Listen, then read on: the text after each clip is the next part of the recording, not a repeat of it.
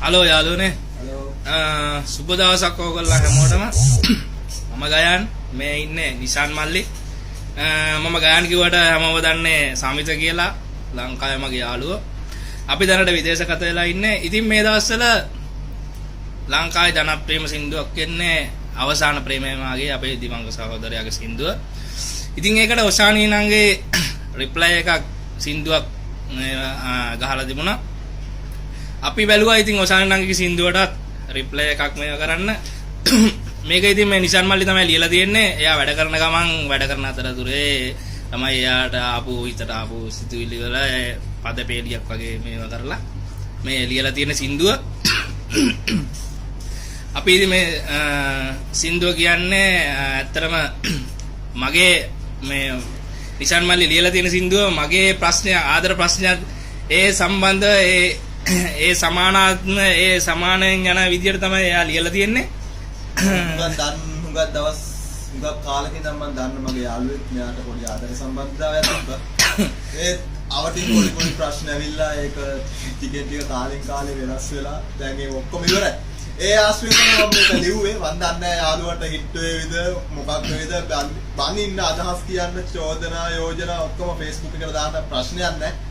අනික තමයි මම කැමතිම ගායකයා අපේ දිමංගයට ගොඩක් සින්දු වෙන්න ඕන. හරි අපි යන යාළුවනේ සින්දුව පටන් ගමු. අපි නම් සින්දුව බලමු අදහස් කියන්න අපි සින්දුව බලමු එහෙනම්.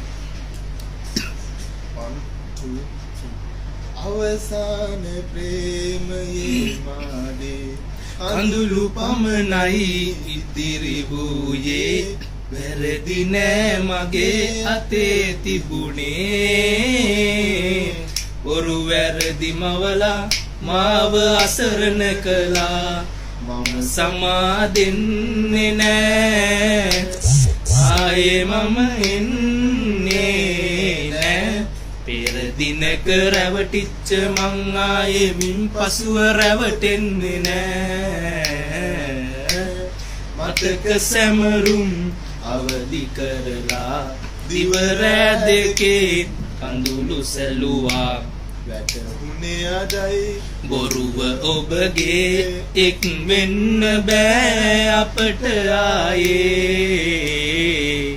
මං යලිත් එන්නේ නෑ යලි පෙමක් ඕනේ නෑ මගේ මේ හිතට වෙන හිතක් ඕනේ නෑ මම සමාදෙන්නේ නෑ ආයේ මම එන්නේ නෑ පෙර දිනක රැවටිච්ච මං ආයේ මින් පසුව රැවටෙන්නේ නෑ හිතේ සතුටක් ඇතිව ඉඳලා හිතට නුහුරුයි දුකම විඳලා ප්‍රේමෙ විතරයි පැතුවේ ඔබගේ බොරුව විතරයි මට හිමි කළේ මං යලිත් එන්නේ නෑ ආයේ රැවටෙන්න බෑ දැන් ඉතින් හිතට යලි පෙමක්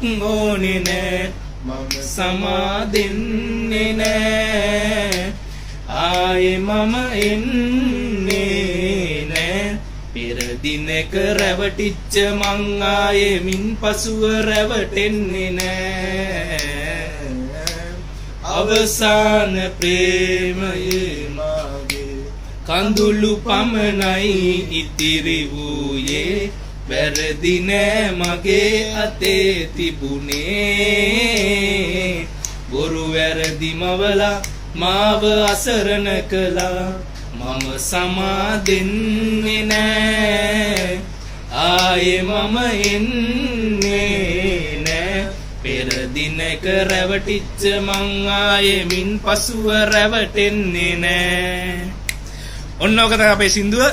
ඉතින් වැරදි අඩුපාඩු තියෙන්නේ නැති ඔයාලා කමෙන්ට් කරන්න හොඳද නරකද කියලා අපිට දැනගන්න ඕනේ. ඉතින් මේ සින්දුව අපි කියන්නේ කාට හරි ලංකාවේ ඉන්න කාට හරි සංගීත කෙනෙක්ට මේකේ රිප්ලයි එකක් හදලා ওই සින්දුව දිගටම ගෙනියන්න කියලා. ඉතින් ඕක තමයි අපේ සින්දුව.